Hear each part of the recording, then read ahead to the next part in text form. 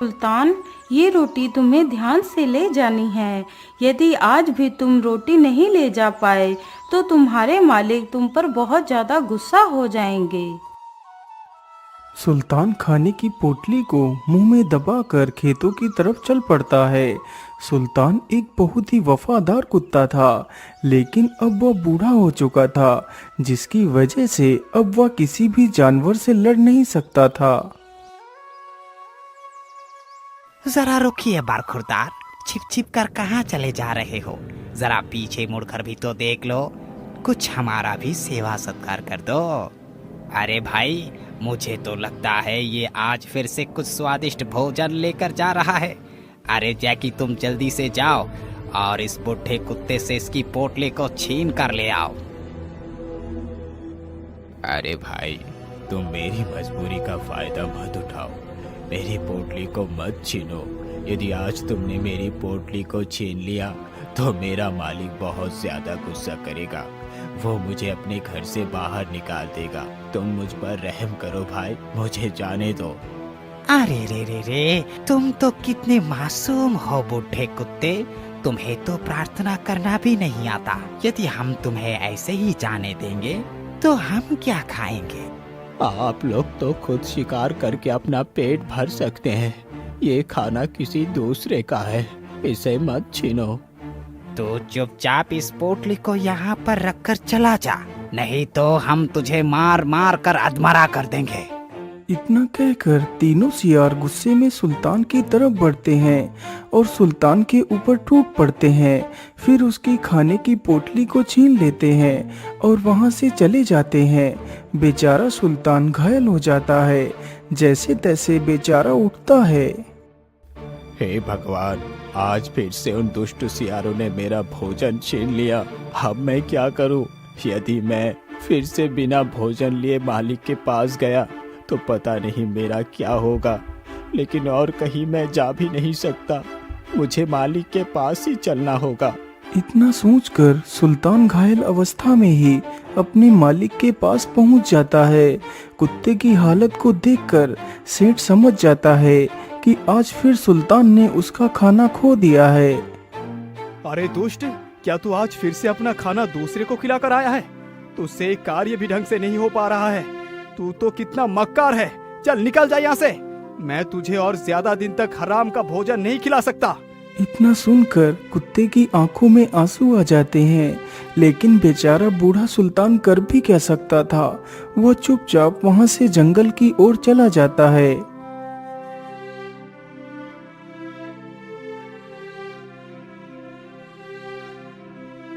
अजी, क्या हुआ? आप इतना गुस्से में क्यों लग रहे हैं? और हमारा सुल्तान आपके साथ नहीं आया, आप उसे कहाँ छोड़ आए हैं? अरे सेठानी जी, आप इस दुष्ट का नाम अपनी जुबान पर मत लाओ। वो बहुत मक्कार है, उससे एक काम भी ढंग से नहीं होता है। लेकिन जी, आप तो अच्छे से जानते हैं कि सुल्तान अब बूढ़ा हो चुका है। यदि वो बूढ़ा हो चुका है तो मैं उसे अपने घर में नहीं रख सकता, इसीलिए मैंने उसे अपने घर से भगा दिया है। बेचारी सेठानी अपने कुत्ते से बहुत प्रेम करती थी। वह नहीं चाहती थी कि उसका वफादार कुत्ता उससे दूर हो, लेकिन वह कर भी क्या सकती थी।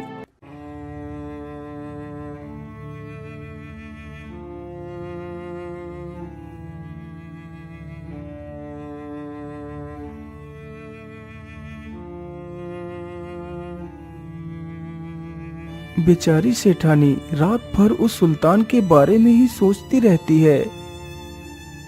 मैं ऐसा करती हूँ, कल सुबह ही सुल्तान को ढूंढने के लिए जाती हूँ।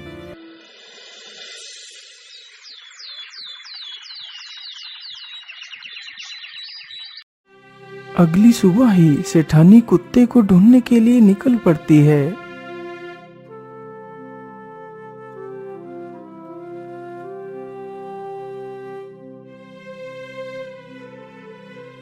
हे भगवान, पता नहीं मेरा सुल्तान कहाँ चला गया।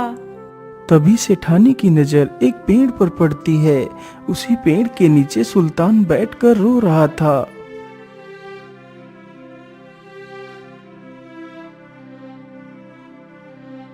अरे सुल्तान, तुम यहाँ पर पड़े हो। मैं तुम्हें पता नहीं कहाँ कहाँ ढूंढ रही थी। चलो मेरे साथ। सेठानी की यह बात सुनकर बेचारा सुल्तान अपनी मालकिन के पीछे पीछे चल देता है।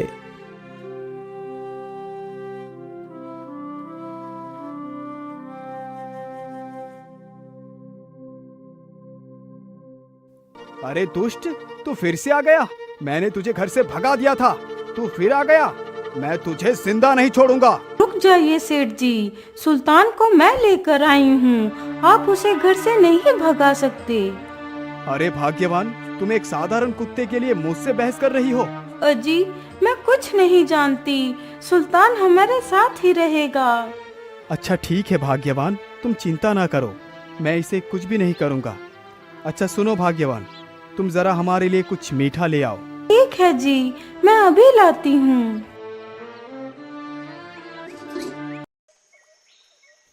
अरे शेर सिंह, तुम मेरी उस पुरानी वाली बंदूक को संभाल कर ले आना। आज रात को मैं इस सुल्तान को हमेशा के लिए मौत की नींद सुला दूंगा।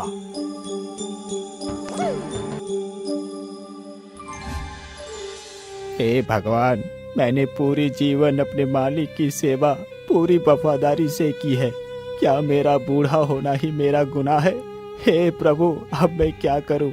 मैं ऐसा करता हूं, अपने मित्र भालू के पास चलकर सहायता मांगता हूं। ये सारी बातें सोचकर सुल्तान जंगल की तरफ चल देता है। कुछ दूर चलने के बाद वह अपने मित्र भालू के पास पहुंच जाता है।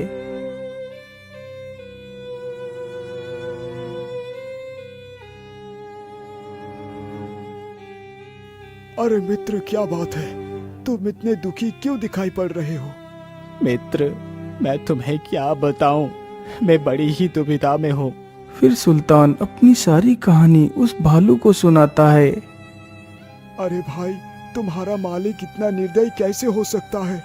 तुमने अपनी सारी जिंदगी अपनी मालिक के नाम कर दी, लेकिन तुम्हारे बुढ़ापे में उसने तुम्हें ही मारने तक की धमकी दे डाली। वाकई इंसान तो कितना निर्दयी होता है। मित्र, अब तो मेरा मालिक मुझे मार ही देगा, इसीलिए मित्र, मैं अंतिम बार फिर से वही शहद खाना चाहता हूँ जो तुमने मुझे पहली बार खिलाया था। अरे नहीं मित्र, तुम ये कैसी बात कर रहे हो? मैं तुम्हें शहद भी खिलाऊंगा मित्र, और तुम्हारी सहायता भी करूंगा। जैसा मैं कहता हूँ तुम वैसा ही करो। फिर भालू अपनी योजना उस कुत्ते के कान में बताता है। अच्छा ठीक है भाई, अब मैं चलता हूँ। इतना कहकर कुत्ता वहाँ से चला जाता है।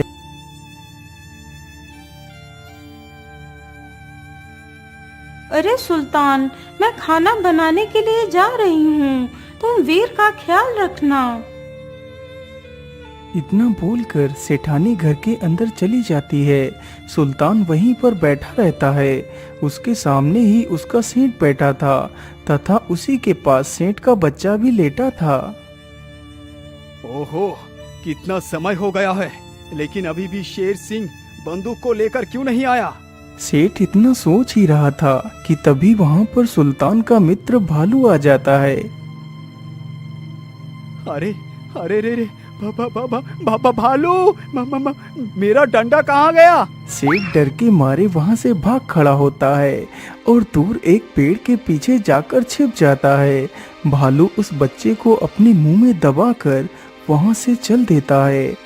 तभी सुल्तान भालू के ऊपर भौंकने लगता है, तो वह भालू जानबूझकर कुत्ते से डरने का नाटक करता है।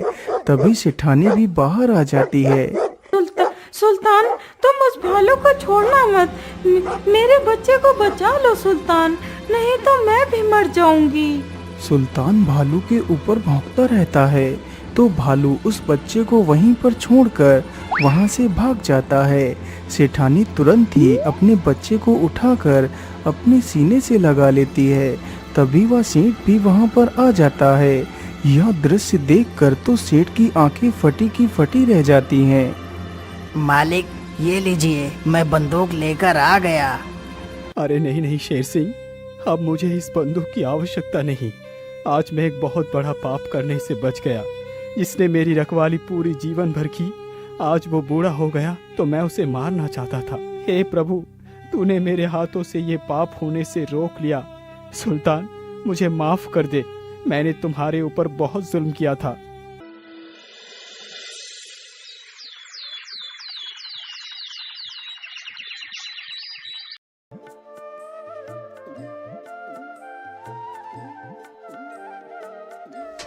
अरे मित्र, तुमने मेरी बहुत मदद की है। तुमने मुझे मरने से बचा लिया। मैं तुम्हारा ये एहसान कभी नहीं चुका सकता। अरे मित्र, तुम कैसी बात कर रहे हो? मैंने तो अपना फर्ज निभाया है। सच्चा मित्र वही होता है जो मुसीबत के वक्त काम आए। अच्छा मित्र, अब मैं चलता हूँ, मुझे देर हो रही है। इतना कहकर सुल्तान वहां से वापस चला जाता है। उस दिन से सेठ कहीं भी जाता था तो साथ में सुल्तान को भी जरूर ले जाता था।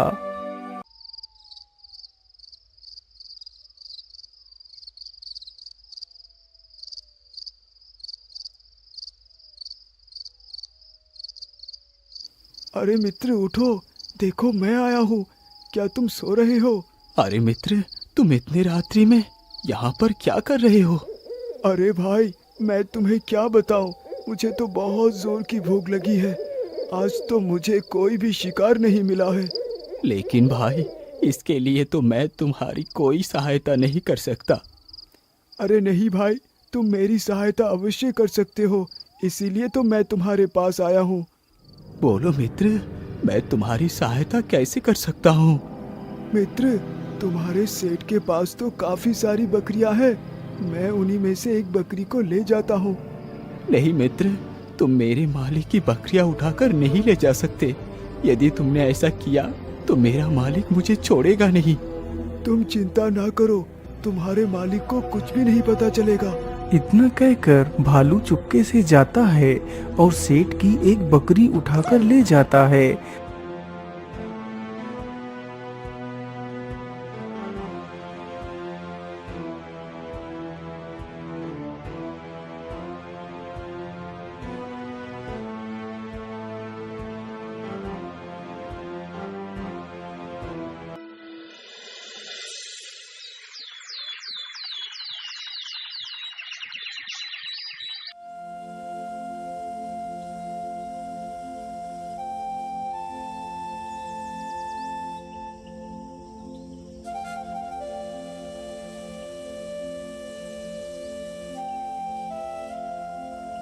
ओहो, आज भी शिकार नहीं मिल रहा। क्या करूं? शिकार नहीं मिला तो खाऊंगा क्या? मैं तो बेकार में ही इतनी मेहनत कर रहा हूं। चलो अपने मित्र के पास ही चलता हूं। अरे मित्र, आंखें खोलो, मेरी सहायता करो। अरे क्या हुआ मित्र, तुम क्या सहायता चाहते हो? अब तुम्हें क्या हुआ? अरे भाई, आज फिर से मुझे कोई शिकार नहीं मिला है। कृपा कर मुझे एक बकरी ले जाने दो। लेकिन मित्र, मैं लेकिन कुछ नहीं मित्र, मुझे मना मत करो, मुझे जाने दो। इतना कहकर भालू फिर से जाता है और एक बकरी को उठाकर ले जाता है। बकरियां खा खा कर तो भालू की शिकार करने की इच्छा ही खत्म हो गई थी। अब तो उसे बिना मेहनत के ही शिकार मिल रहा था। वह रोज रोज कोई नया बहाना बनाकर जाता और बकरी को उठाकर ले जाता।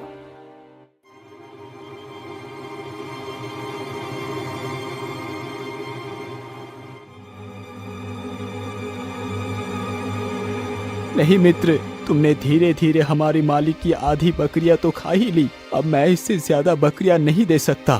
मुझे माफ कर दो, मैं तुम्हारी इससे ज्यादा सहायता नहीं कर सकता। इतना कहकर कुत्ता भालू के ऊपर भौंकने लगता है। तभी कुत्ते की आवाज सुनकर उसका मालिक डंडा लेकर बाहर निकलता है। मालिक को आता देख भालू वहां से भाग जाता है। कुत्ते की इस हरकत से भालू को बहुत गुस्सा आया। ये कुत्ता तो कितना दुष्ट निकला। मैंने इसकी इतनी मदद की, लेकिन इसने मेरी मदद करने से इनकार कर दिया। मैं इसे जिंदा नहीं छोड़ूंगा। मैं इससे अपना बदला जरूर लूंगा।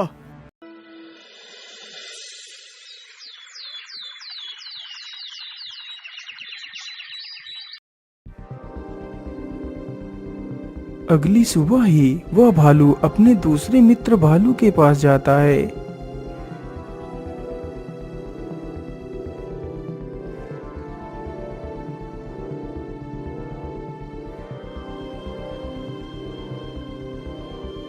अरे भाई, आज रात हमें उस दुष्ट कुत्ते को मारना है, तभी हम दोनों उन मोटे और स्वादिष्ट बकरियों को खा पाएंगे। आधी रात जैसे ही गुजरती है तो दोनों भालू उस कुत्ते को मारने के लिए निकल पड़ते हैं। सुल्तान बेचारा बाहर ही बैठकर सो रहा था। आहट होते ही उसकी आंखें खुल जाती हैं तो देखता है सामने उसका मित्र भालू और एक दूसरा भालू भी खड़ा हुआ है। अरे मित्र, तुम इतनी रात्रि में यहाँ क्या कर रही हो? अरे दुष्ट कुत्ते, मैं यहाँ पर तेरी मालिक की बकरियां चुराने के लिए आया हूँ। नहीं मित्र, तुम मेरे जीते जी मेरे मालिक की एक बकरी भी नहीं ले जा सकते। अरे मैंने कब कहा कि मैं तुम्हारे जीते जी बकरियों को चुरा कर ले जाऊंगा? मैं तो तुझे मारकर तेरी बकरियां चुरा कर ले जाऊंगा। इतना कहते ही दोनों भालू कुत्ते के ऊपर टूट पड़ते हैं और उसे घायल कर मौत की नींद सुला देते हैं। इस प्रकार बेचारा सुल्तान उन दोनों भालुओं के हाथों मारा जाता है।